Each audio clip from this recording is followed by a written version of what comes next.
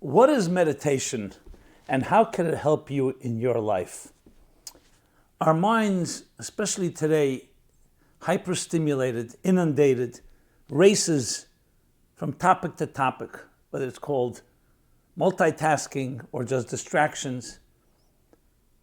There is a method where you can learn to focus both your mind and your heart and your soul. And that focus in turn spills over. It can saturate every part of your being with a deeper level of purpose, meaning, urgency. Please join me in this special program, the Kabbalah of Meditation, and discover methods that you can use to help you live a more focused, a more calm and serene, a less stressful life.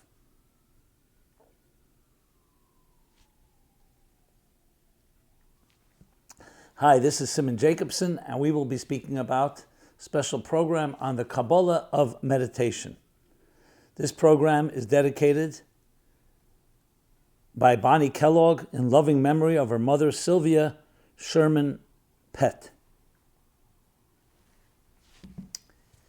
So meditation is a name, a word, a description that has in the last few decades become quite popular in the Western world. But what exactly is meditation, and how can it help you? But by no means is this program going to be a definitive and exhaustive take on meditation, all its different practices. There are many, many schools of thought. What I want to focus on, as the title of this program is, the Kabbalah of Meditation.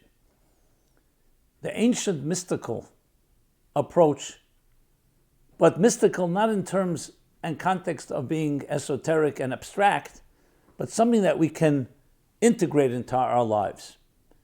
And actually, you may be surprised to learn that it's something that we all can access. You don't need to be particularly a meditation person or particularly wired a certain way.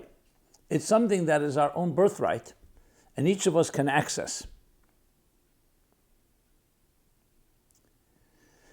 And Kabbalah of Meditation will take us into the deeper soul of what it really means. But to be able to describe what that meditation is like and its power, I think we need to go back to who are we?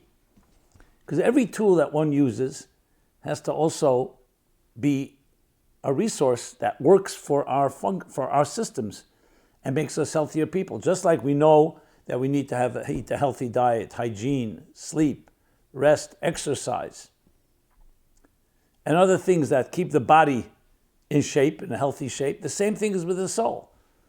The more complex part of it is that the soul is invisible, and it's harder to identify what makes your soul hum along, what makes it work well in a fluid, smooth way. So really, meditation is a tool to allow your soul to express itself. So let's just think of it in terms of a very basic physical level. A healthy human being, born child, breathes in a very harmonious way. You ever see a newborn child? They breathe, their chest heaves up and down. The channels are all open. It's completely seamless. And the same thing with the circulation of the blood. And the same thing with the nervous system. In a healthy human being, that's all flowing. It's like a new machine. And therefore, all the energies and faculties all work so smoothly. What changes as life takes over in this material world? The different toxins that we breathe in, even on a very physical level, the pollutants, including, of course, psychological and emotional ones, begin to create impediments. Just like you talk about an impediment, like a blockage in the artery, God forbid. What happens? That the artery, like a pipe, is supposed to be smooth and clean, and the blood can flow smoothly through it, not too thick and not too thin. It's all perfectly measured and regulated. The blockage could create an impediment. And the same thing could be a pinched nerve. Just using very physical examples. The same is with the soul. The soul, too, flows through us. And as it flows through us, in a healthy person, before any impediments, before anything gets in the way and obstructions, the soul is completely accessible. But you have to feed it. You have to nourish it. What happens is, when we get overly focused either on material survival or on the different distractions, especially if there's hurt, abuse, and different forms of toxins or traumas that affect a person. So then fears and insecurities settle in, and they become these same blockages. They're just not physical blockages. So a stent or bypass surgery won't work. But you can do the equivalent is to create preventive and preemptive medicine to make sure the blocks don't develop. And if they do develop, what we do about it. So it's really about getting back to our natural selves, the natural healthy self. Real health is not about creating health, it's about getting rid of the superimposed elements that don't allow the healthy soul to flow through a healthy body. So let's just take the word soul itself. The word soul in Hebrew is neshama. Neshama. It comes right in the beginning of the Bible in Genesis, where it says that after the 6th day of creation, God took a clump of clay of earth from the ground, shaped it into what would become a body, and then he imbued it with his breath, with divine breath. So therefore, in Hebrew, the word for soul and the word for breath are actually the same word. They're just pronounced differently. Neshama is soul. Neshima means breath. So when we breathe, physically breathe, and we inhale and exhale, it's exactly the same thing. As I mentioned, breath comes through our mouths, to our throats, into our lungs, fills up the lungs, which in turn gets oxygenated and then distributed through the blood into the body. And then we exhale the carbon dioxide and other elements that should be exhaled. And this process continues back and forth. As a matter of fact, it's called in the Kabbalistic literature a process from the book of Ezekiel of Rotzei V'Shuv, tension and resolution, like the contraction and expansion of the heart, the exhale and inhale of the breath. And that's the constant flow of energy, that you have the two poles, and that's how you create energy. There's a certain tension, but then there's a resolution. And if you have the perfect balance, like a cardiogram, it looks like a wave. In the breath, the same idea. We inhale, and then we exhale. We inhale and exhale. On a spiritual level, it's exactly the same thing. We all need to have a measure of angst, not anxiety, angst. Animal bliss and too much serenity creates complacency and therefore no motivation. But we also need to have resolution.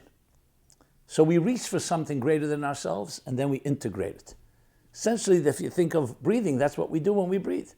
So the soul is like a flame. Another analogy for it is a flame. A flame is constantly flickering. It's restless. So you need to feed that restlessness, to try to fight it. By saying, I don't want to be restless, I just want to be a couch potato and do nothing, you're actually undermining your own very soul. So it's about respecting the mobility and the fluidity and the pulsating action of the soul's constant movement. And there is a way in a battle, because when you live in a material world, there is a certain tendency to be lazy, to get sedentary, and not have that movement. And what you're happening to do is like taking something that is by nature thrives on movement and trying to force it into a box. Imagine taking a human being and locking them in a box. What would we feel like? Not just the claustrophobia, it's just completely unnatural to us to be trapped. It's movement. Look at young children, again, the purest version of ourselves, the young children, and what do you see? You see constant movement. Take a child and try to hold them for too long. Yes, you need to cuddle them, you need to nurture them, hug them, embrace them, but a child by nature is constantly moving. And you don't want to stop that. Yes, you want to make sure they don't get into trouble, but you never want to stop that movement because that's natural to them, because their soul is active. What happens is, as we continue to get involved in the material world, materialism actually numbs us. It starts to freeze up, it starts to harden, not just our arteries, but also our movements. The flexibility, the free abandon, the imagination, the dreaming. It begins to stunt it. It begins to limit it. So as we get older, the spirit, which is so free and like a flame, is now becoming confined. I'm not in the mood. I've been disappointed. I've had experienced disappointments. I don't want to try anything new. What you're really doing is undermining the very fiery nature of the pulsating energy of your soul, of your breath. So it's really good to keep in mind that your soul is your breath, and your breath is actually constantly moving. Would any normal person consider it to stop breathing for a moment? No, it's necessary. It's the breath of life. And that is the soul. So understanding who you are, that you're not a body that happens to have an energy force called a soul. You're a soul that's traveling through a vehicle called the body, is the most important foundation of it all. So the truth is, anyone who's in touch with that doesn't really need meditation, because that is the meditation. They're constantly in a meditative state, in a state of mindfulness, a state of presence. The problem becomes, especially when the Western world over-industrialized and over-commercialized things, so human beings became frustrated. And that's why many people went off to the fields, to the meadows, to the mountains, to the east, the journey to the east, to try to find something a little peaceful. People talk about, it was so calming for me just to walk through a forest, just to look at nature. Whereas the rush hour, yes, it creates a type of high octane energy, but it's not completely natural to us. So we have this conflict. So meditation, I would probably suggest, with all its benefits, it also indicates in a way, for a person who's in that type of contemplative state all the time, they are living on the soul level. They would say, the meditation, okay, so now the West is looking for some so-called some healing, some balm, some form of dealing with a hectic, tense, and anxious life that finance, money, rush hours, the drive for success, the competition demands of us. And in that sense, therefore, meditation became a very powerful force. But if you really go back to the original sources, you'll discover that it was really always the natural process. Yes, a newborn child is meditating in a certain way. Not that they sit down and they're in any position or they're thinking and concentrating, but their natural state is one where their natural being is expressing itself. So it's important to remember that meditation, healthy meditation, true meditation, is really taking you back to your natural being. And once you're there, it takes on a whole different meaning, because then you're becoming more soulful. That's what it comes down to become more soulful. To the point where you realize that's your natural self, like a fish in water. Once you feel like it's a fish in water, it's not an act. Okay, you know that over this weekend I'm going to meditate. I'm not suggesting and trying to criticize. Listen, people are busy in the evenings, take a break in the middle of the day, or weekends. At least that's a good beginning. But the real goal is to be essentially a meditative and a contemplative and a soulful human being. It should be a state of being where you're in touch with that inner self, and your body and all your material activities are just vehicles, channels, containers to allow that soulfulness to express itself. That's the ultimate goal. So if you really get to the Kabbalah of meditation, what you're coming to discover is the natural, essential self. And it's very refreshing, because we essentially are living the opposite way. We think that our businesses, our work, the things we do, the things we produce are the real you, because that's where you're making your money from. That's how you're surviving. That's where you get your honor, your pride, your ego, respect.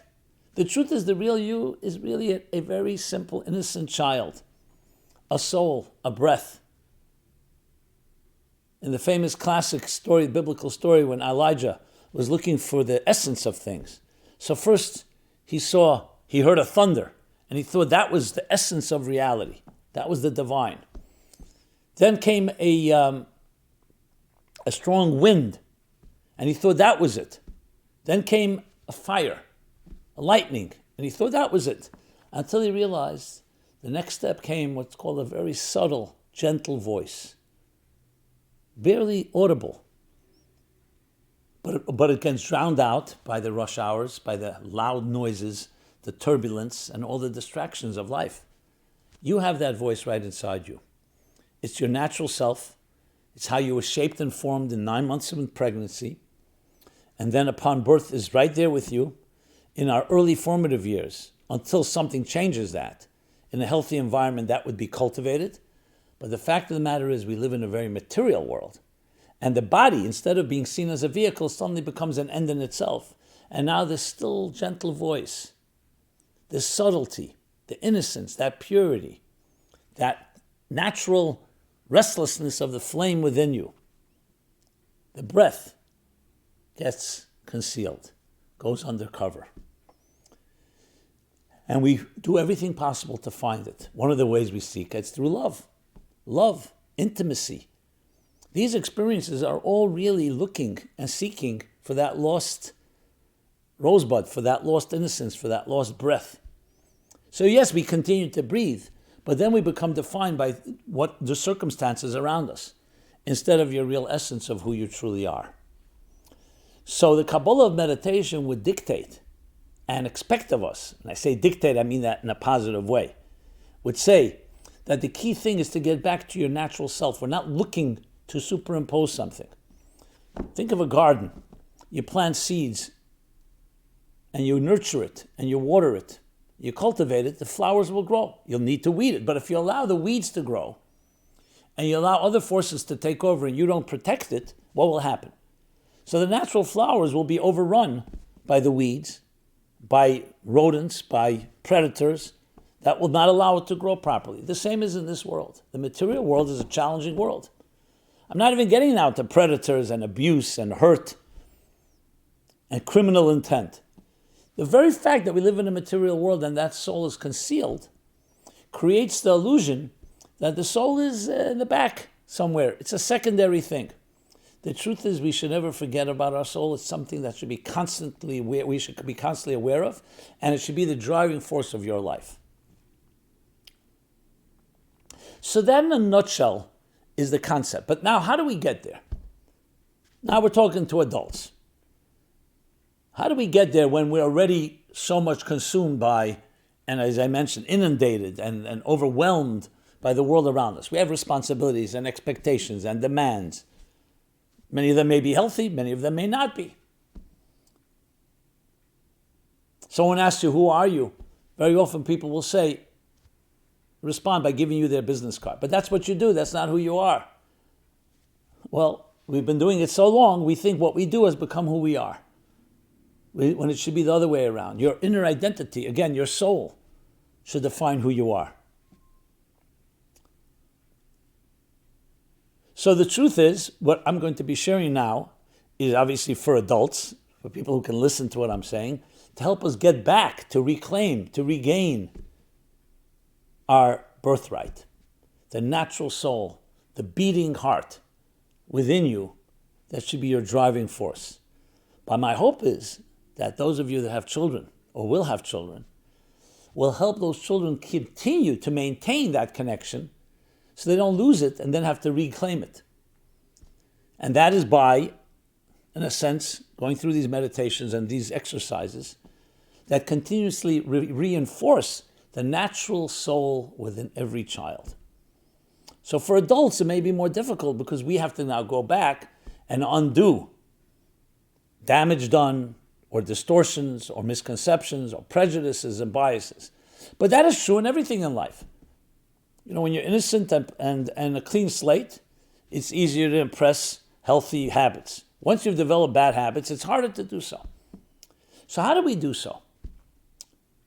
So let's break it into two parts, and I'll talk briefly about the third part, and that is our faculties divide into mind, cognitive faculties, we use our minds, and our emotional faculties. And they're very clearly distinct.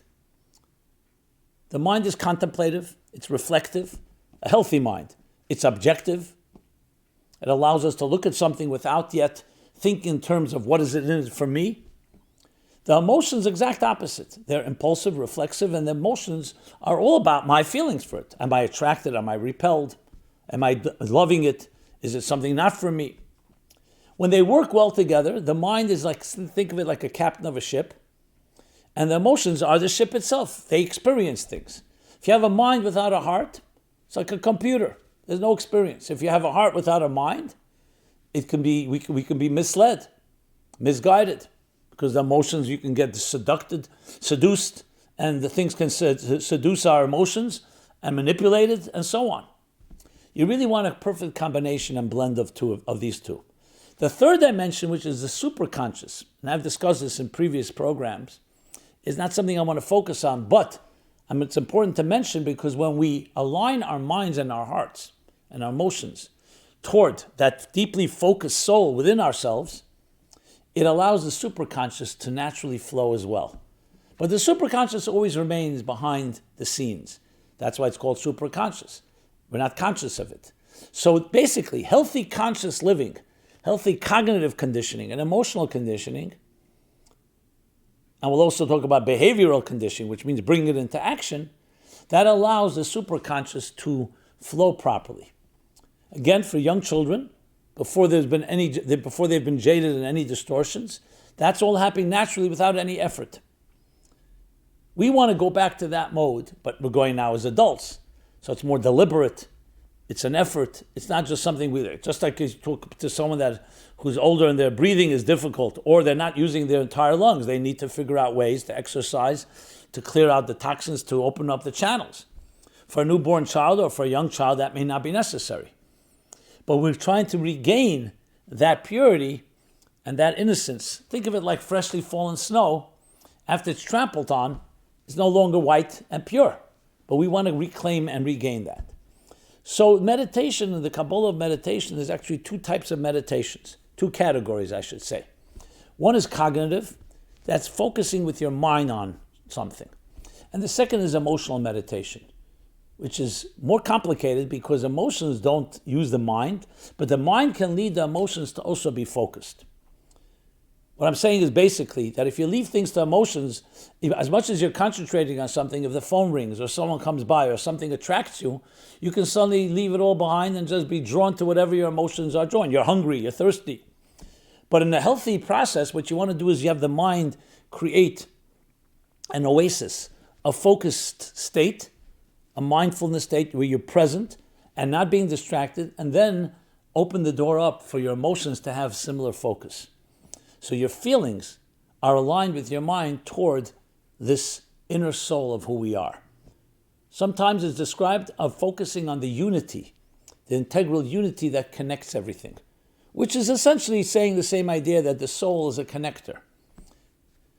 So in the process of the Kabbalah of Meditation, you find these two different categories, and the truth is they work together hand in hand.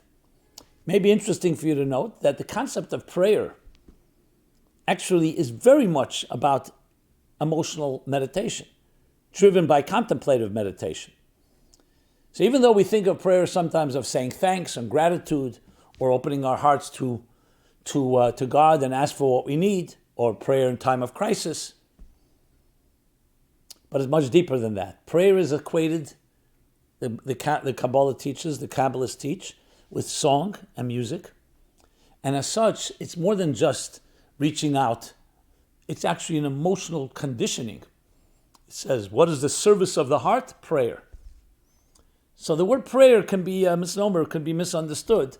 That's why prayer, really, the word for it in Hebrew is avoda, to serve, service, dedication, commitment, where you're taking all of yourself and focusing emotionally toward your calling, toward your soul's calling. So that's why you'll find there's the concept of hidbonenut, which is a contemplative meditation, pondering, contemplating, thinking, focusing with your mind. And once you create that environment, then you begin to pray. That's how the Talmud puts it, because then you can bring your emotions in. It's not easy to just get the emotions focused if your mind is not focused. If your mind is racing or distracted or being drawn here and there, your emotions are just not going to have that direction. Like I said, the captain of the ship. So with that said, let us actually do and discuss an actual meditation, a hidbonenut, as well as on a cognitive level, as well as on an emotional level. And then we'll connect it to song, because song has a natural ability, more than the words. I'm speaking right now. Even if it resonates, it's still something is not there, because words are words. If you really want to get into that meditative state, the Kabbalah insists you need to have song. So what I'm going to do now is go through a contemplative and emotional meditation, and then conclude with a song that captures this experience. And this is just one of many, but it's a good beginning if you've never done this before, or if you're a expert in this exercise, in this method. Expert may not be the right word, because the more you do it, the more you realize you're not an expert. But whether it's something you've never done before, something you're very accustomed to, used to and accustomed to, this, I believe, will be something that is enlightening for all of us, including myself. So what I'm going to focus on is a morning, you can say, it's a meditation, it's a prayer in the context that I said it, but it's not just words. It's not just an idea. And it focuses exactly on what we were discussing, your soul. So we say in the Hebrew, I'll first say it in the Hebrew, I'll translate and explain, and then go through the meditation and do it on two parts, the contemplative part, the cognitive part, and the emotional part. And the goal, as I said, is that will allow the superconscious to emerge. And that will be experienced through pure serenity, through calm, through a deeper calm that you don't usually experience in the hectic life that we live. So the prayer or the meditation is called Moda'ani, which literally means thank you, gratitude. So that alone, we know gratitude already is a powerful force when you say thank you. Recently, psychological studies show how gratitude is such a tremendous force that actually increases life expectancy, eliminates different levels of stress. So we begin Moda'ani, which is thank you. Thank you. And I'll say the Hebrew, Moda'ani lefanecha. I thank you. I submit to you. I acknowledge to you. And doesn't say to whom, lefanecha, which can also mean to the inner you. The word pnim in Hebrew, fanecha. So Moda'ani lefanecha, melech chai v'kayam, the living and eternal king. Interesting word here. King meaning an authority, something greater than ourselves. But not authority in a negative sense, but accepting, surrendering, dissolving into a presence that's higher than ourselves. And for returning my soul to me, that you have returned my soul to me, with much compassion and faith. I'm going to be focusing on the words returning my soul to me. So when we're asleep, well, obviously our soul is still working, just like our heart is beating, but everything slows down. The conscious faculties are not really functioning in a way that we're aware of. It's at the minimal. So what happens to that living soul, that vitality, that energy that we have once we wake up? So the soul, in a sense, recedes and goes back to its source. Think of a flame or sparks coming out of a hot coal, receding back into the coal. So the soul goes back to its natural place, and in the morning we're acknowledging that to basically say, thank you for returning my soul to me. Remember, the word neshama also means the word breath, because breath is an expression of the soul. It's the divine breath within you that is now re-emerging in a conscious way as you awake, and you're focusing on it. Something we do every morning. So here's the meditation. Close your eyes, take in a few breaths, focus with your mind. Let's start with our minds. The cognitive focus on the soul within you. You're not focusing on your functions. You're not focusing on your arms and legs and ears and eyes and taste, touch, and smell. In a way, you're almost closing down your senses. Imagine if you closed your ears, your eyes, your ears, your taste, touch, and smell. So what are you left with?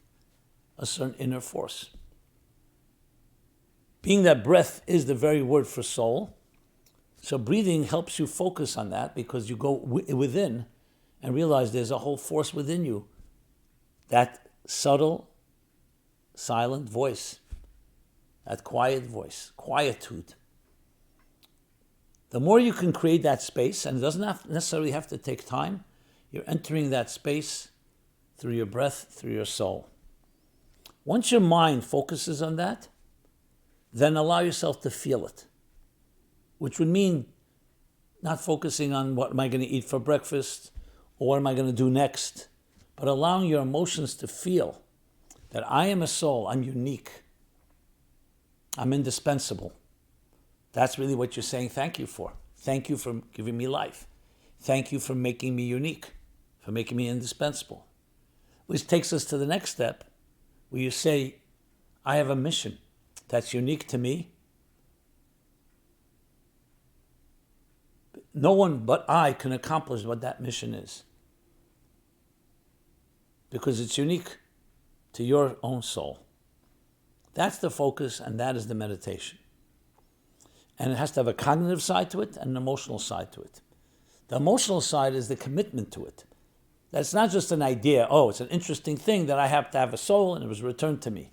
No, it's who you are. It's what drives you. It gives you purpose. It gives you a sense of urgency, a sense of direction and guidance. This can be 1 minute, it can be 2 minutes. But when you do it properly, what you go away with is, in the morning, before you're doing anything else, you've established your hub, your mission statement you've declared, which in turn will inform all the spokes and all the details of your life, instead of the other way around. Because now that soul is going to express itself through the vehicle of your body and your activities, whatever they may be, and whatever involvements or commitments or endeavors that you're involved in throughout that day are all informed by this central hub, the breath of your soul.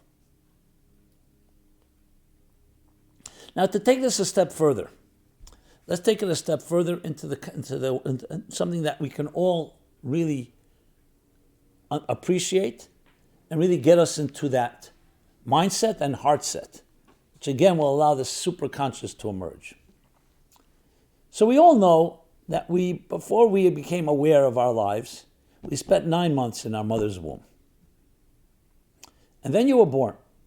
None of us remember our birth. We don't remember our early formative years. Everyone, you start having snapshots and little glimpses, some from 2 years old, 3 years old, 4 years old. But even then, it's not like a flowing narrative. It's fragmented pieces.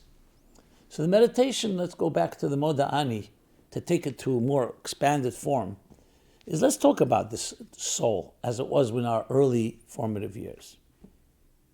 So close your eyes and imagine the sound of a heartbeat. And if you can find a heartbeat somewhere that you're allowed to play, even better. The sound of a heartbeat. Pum, bum, bum, bum, bum. Contraction, expansion. A healthy heart. And that's what's surrounding you. Nothing else. You know the feeling sometimes you go underwater and you just feel everything is quieted down? You just feel yourself in a different way? Well, even more so with this heartbeat. This is the heartbeat of your mother. 9 months, 24/7, that's all you heard. That was the rush, that sound of heartbeat, and sometimes it sounds a little like water as well in the background. The soothing sound of a heartbeat, with like a rushing water, but not loud, very, very gentle. Koil de Mamadaka, that subtle, quiet voice within you. That's what you heard. You were being fed, nurtured, nourished, not through any of your own efforts. And this is what surrounds you. Once you get into that place, which should lead you not just to a cognitive experience of it, but an emotional experience of it.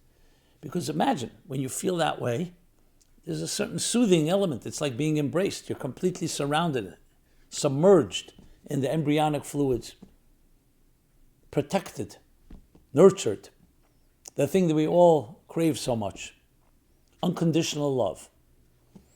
And now we continue. And then you hear this gentle voice speaking to you. This is your mother speaking to you. I've waited for you so long. I can't wait to meet you in person. I will do everything possible to help you live up to your calling, to your purpose. I have made a room ready for you, a beautiful new crib with white, pure, clean sheets and a beautiful warm blanket. I will wrap you in it. I will cuddle you. I will nurture you. I will embrace you. unconditionally. And anything that comes your way, I'm here to protect you.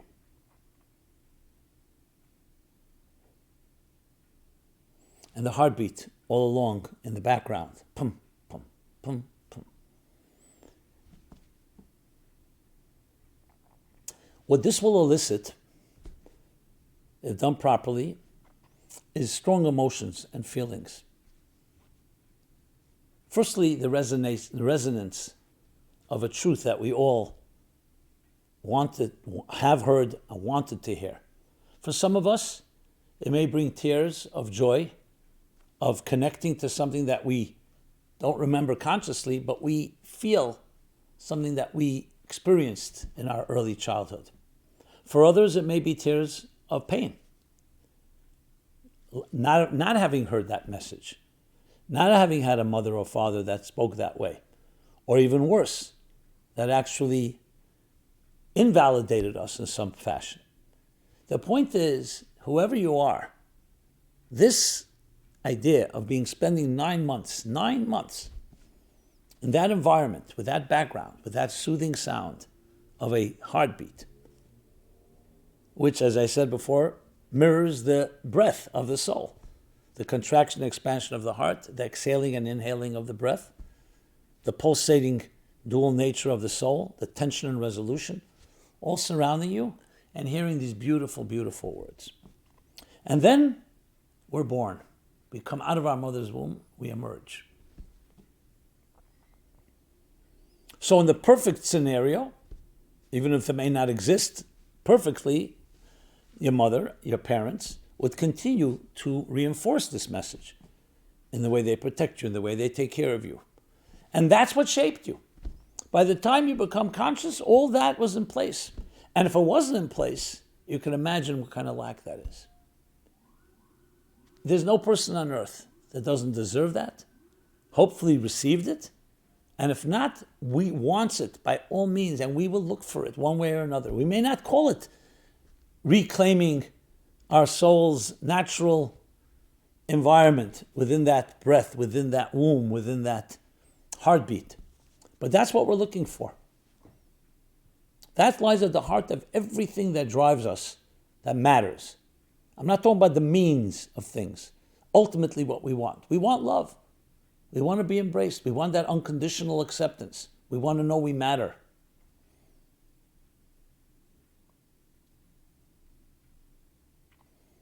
So after you open your eyes, after thinking about and feeling that state, think and feel, what have you now experienced? And contrast it. It'd be a good idea, take a piece of paper, write down. What did I feel like before? What do I feel like now? What is my day going to be like? How does that compare to what I just experienced? The goal is not to escape your life. The goal is to take that calm, that harmony, that nurturing element, and draw from it into the vehicle of your life, your body and all your physical needs and physical experiences. That's the ultimate goal.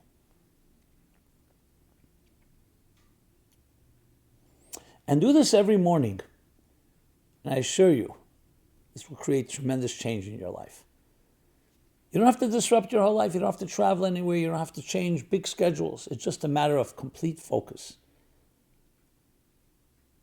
You'll begin to crave that morning exercise because it's the place that you will begin, and that will be the beginning of your daily journey. In the evening, before you go to sleep, just, if I may, another meditation that fits with that is a similar statement that I entrust in your hands, my spirit, my soul. So if you think of the two bookends of your life, when you wake up, you go to sleep. You go to sleep with that calm, not with a newspaper, not with the television on, not with any other distractions. Push all that aside. Just go back to the soul where you began and end the day where you began the day. So those bookends, that will punctuate your life. Your sleep will be more calm, and that in turn will infuse every aspect of your life with that deeper inner harmony and serenity. To drive the point home, If I may, I will conclude with a song. It's a song I heard from my mentor, my teacher, my soul teacher. Besides being a scholar and a sage and a man of empathy and a man of God, also a tremendous Kabbalist, came from a family of Kabbalists. We call him the Rebbe. A loving word means the teacher, the mentor, the soul master. Many different ways to translate it. So it's a song he taught on a holiday night in the year 1958. And the song is called Shamil. Shamil was the name of a band leader, not a music band leader. A band leader, he was a bohemian, a free spirit, lived in the Caucasian mountains. But he was him and his group were disruptive, shall we say. And the town people always felt that they were like nuisance, to put it mildly.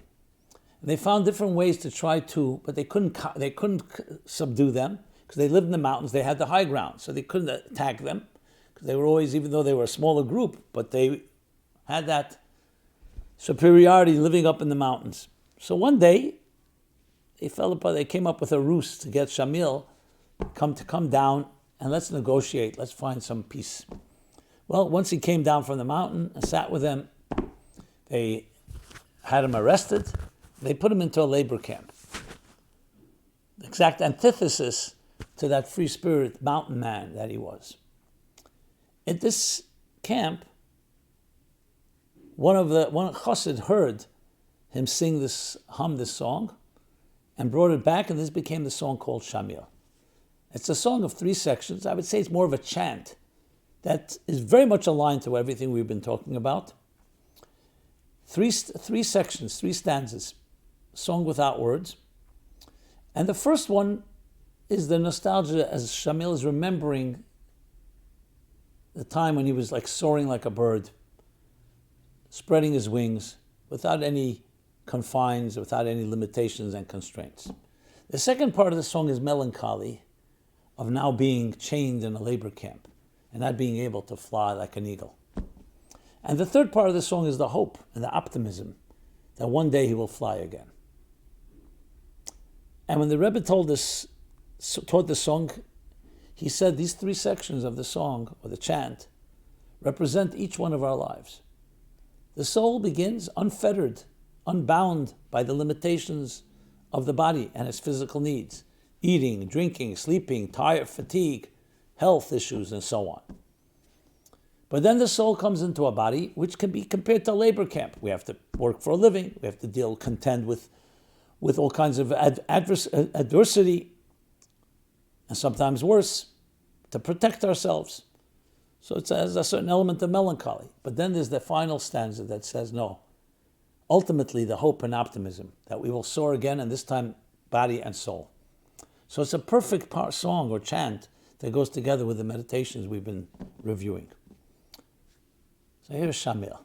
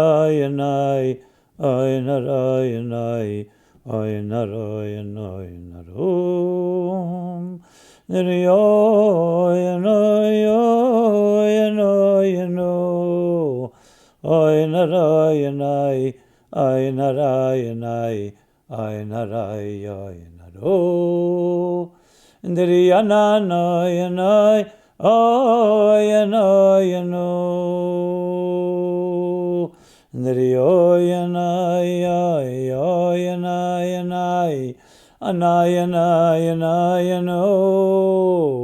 Diri-ya-yanai-ya-yanai-yanu. Diri-ya-yanai-yanai-yanai-yanai-yanai-yanaro. That's the nostalgia. Diri-ya-yanai-yanai-yanu. Diri-ya-yanai-yanai.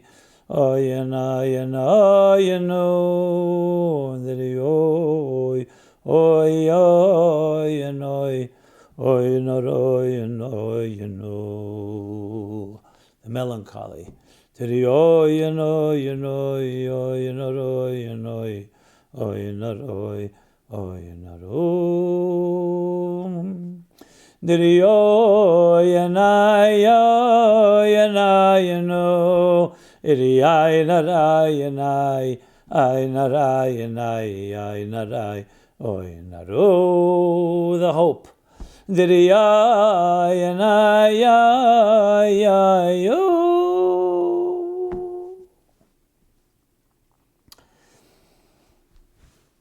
Shamiel. May you be blessed with the strength and courage to focus, access that soul, your greatest resource within you, both contemplatively, cognitively, emotionally, and bring it into behavior, into acts of kindness, of love, of generosity, of virtue. The spa, the spiritual spa, study, prayer, action, cognitive, emotional, and behavioral conditioning.